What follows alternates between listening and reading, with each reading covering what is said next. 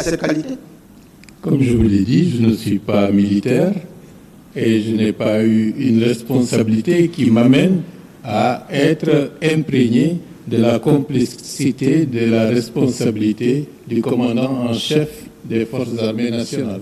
Alors, la défense de Dadis vous enseigne aussi que c'est principalement les attributions de nomination dans les fonctions militaires de présidence du Conseil national de la défense qui ne le fait pas encore figurer dans la hiérarchie militaire comme, je le reviens, comme le président, en tant que premier magistrat, préside le Conseil supérieur de la magistrature alors qu'il n'est pas magistrat et ne vient même pas siéger. On va avancer.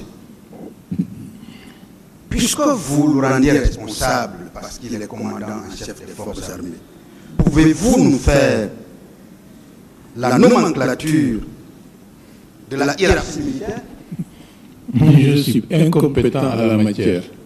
Alors la défense de Dadis va vous lire un document déposé par vos propres avocats, la partie civile, pour que vous compreniez une fois pour toutes qu'en tant que chef d'État, en tant que commandant-chef des forces armées, on ne figure pas sur la liste de la hiérarchie militaire. Monsieur le Président, c'est là, avec votre permission, Président. C'est la plainte avec constitution de partie civile portant demande d'acte, l'avant-dernière page. Voici ce que vos avocats donnent au tribunal pour parler de hiérarchie militaire. À l'époque des faits, lieutenant-colonel Omar Salo, chef d'état-major général des armées,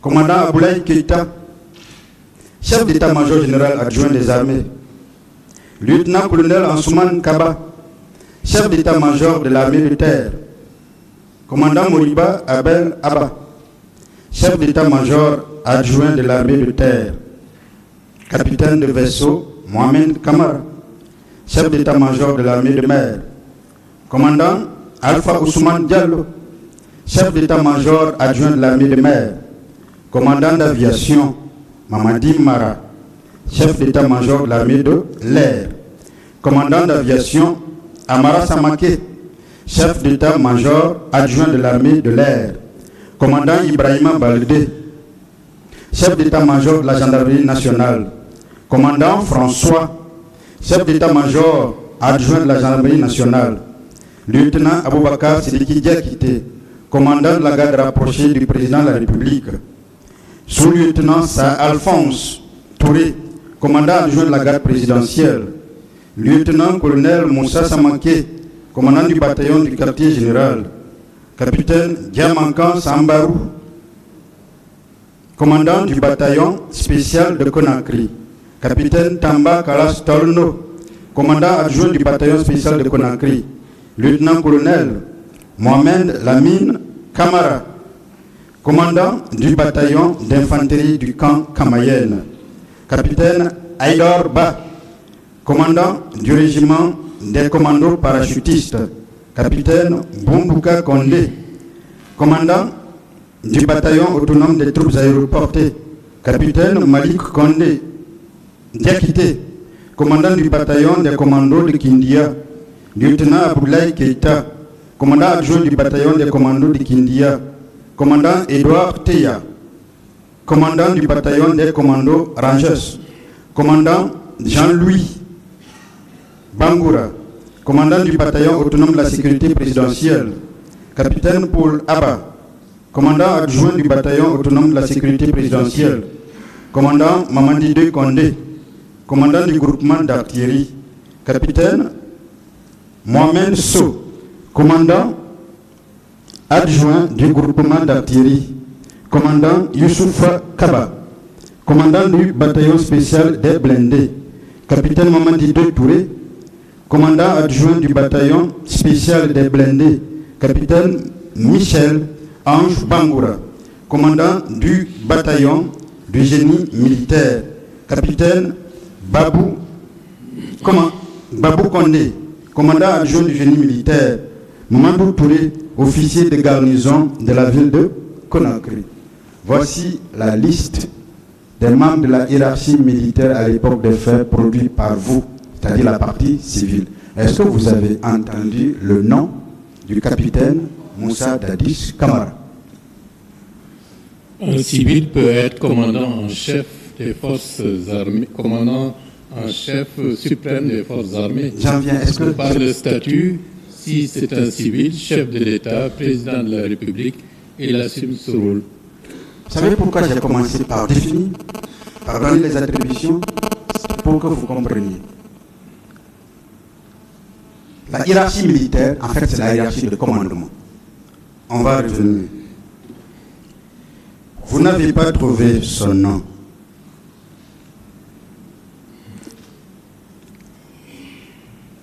Puisque vous le saviez maintenant, est-ce que vous maintenez toujours que le président Dadis a une responsabilité dans la commission des infractions commises le 28 septembre au stade éponyme? Je n'ai pas de réponse à cette question. Parfait. Le tribunal criminel tirera toutes les conséquences utiles que de droit. Dans ces conditions,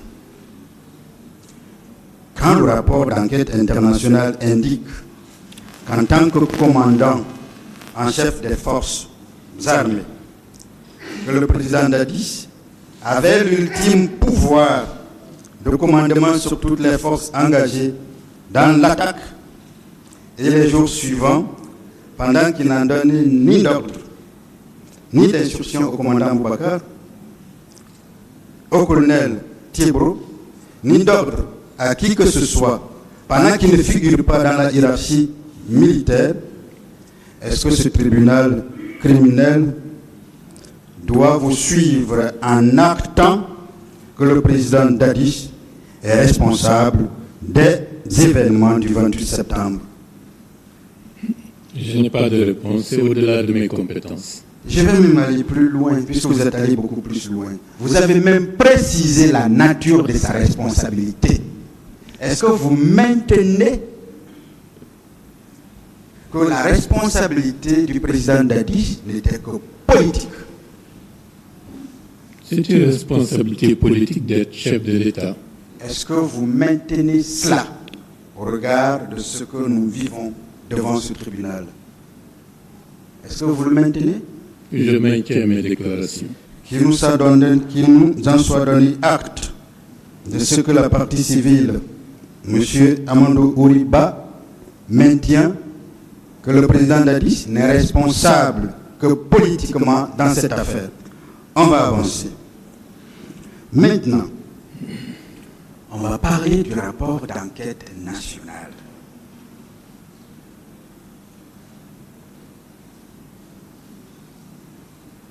Est-ce que vous avez été entendu par cette commission composée de Guinéens, de hauts magistrats, de grands avocats, de juristes? Affirmatif.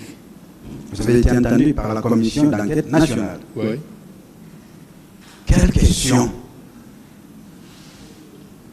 vous ont été posées?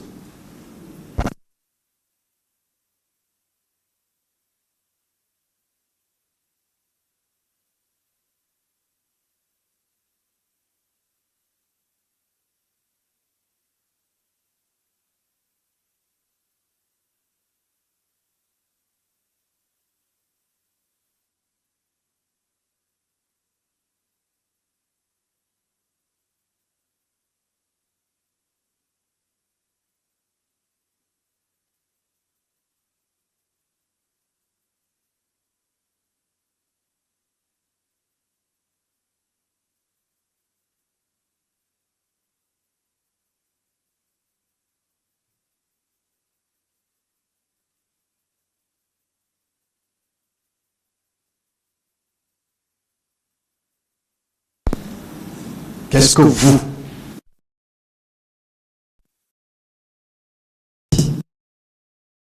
le rapport Non, je vais y arriver, Monsieur le Président. Il y a des points que je vais toucher. Je veux juste voir ce que lui, il a dit, lui personnellement. Pour qu'on puisse avancer, parce qu'il vous dit que vous avez le rapport. Non, ce rapport est un condensé de plusieurs, c'est fait sur la base de plusieurs auditions, Monsieur le Président.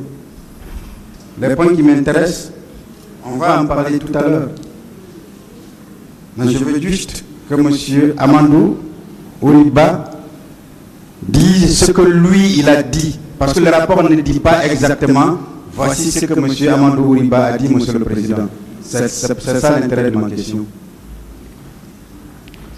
Tout ce que j'ai dit hier devant le tribunal, c'est cela que j'ai dit devant la Commission nationale d'enquête. D'accord. Vous avez dit ici hier que le président Dadis n'avait pas agi immédiatement. Est-ce que vous maintenez cela? Je crois que cette question n'a jamais été posée au niveau de la Commission nationale d'enquête. Non, je parle de ce qui s'est passé hier. Vous aviez dit que le président Dadis...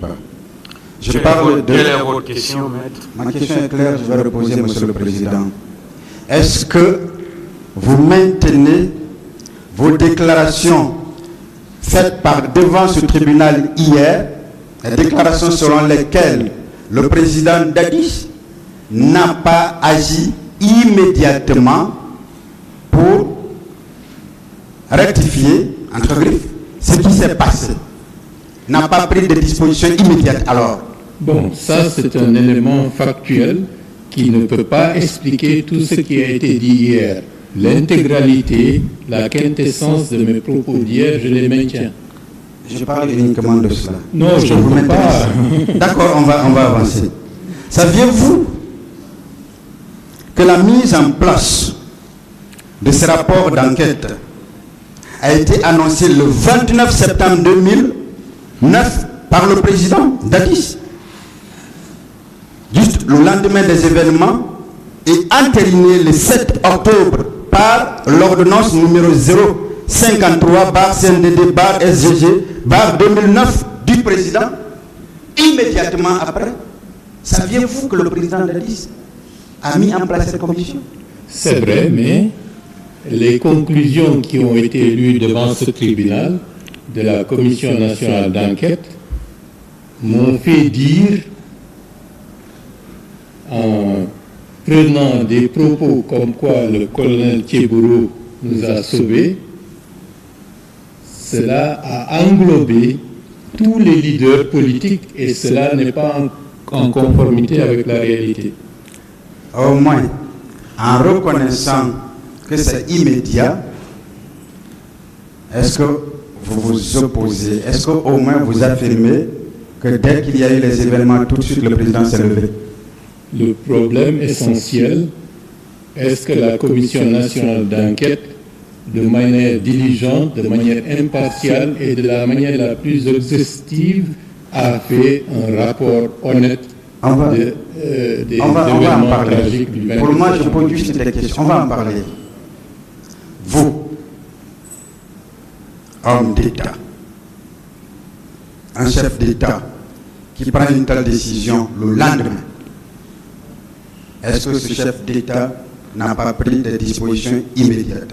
Ce n'est pas là le fondamental. Ce qui est fondamental dans cette affaire, c'est la finalité du rapport produit par la Commission nationale d'enquête. Je vais avancer. Je vois que vous ne voulez pas répondre à mes questions. C'est pourtant simple.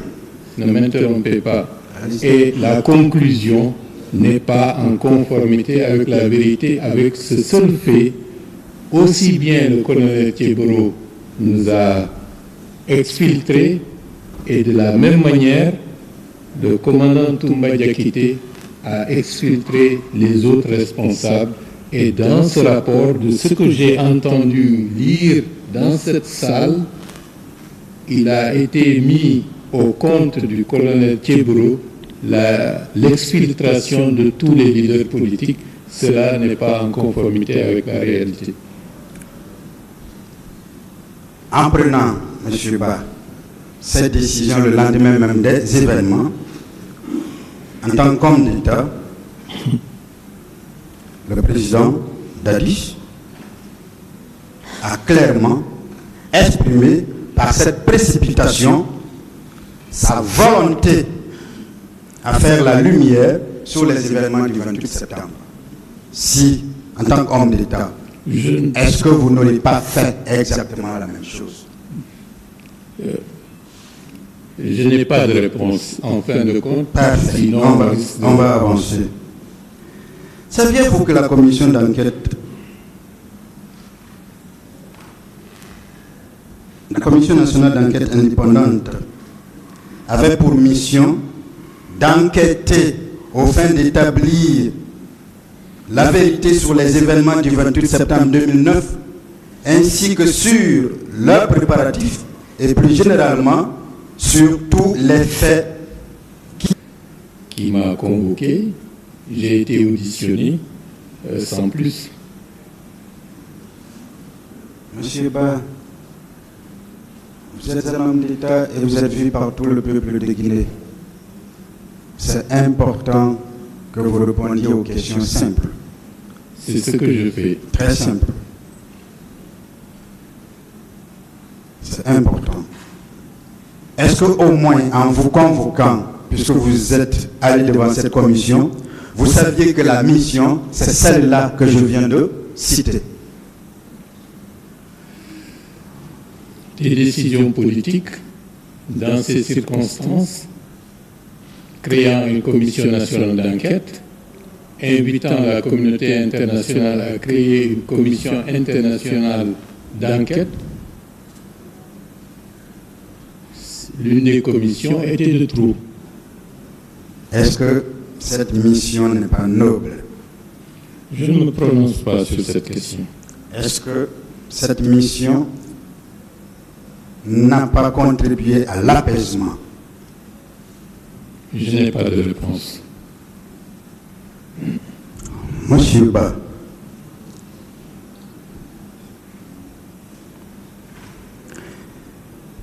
saviez-vous que la décision de cette commission, à l'article 3 naturellement de l'ordonnance, s'imposait à toute autorité, y compris au président? Je ne juge pas.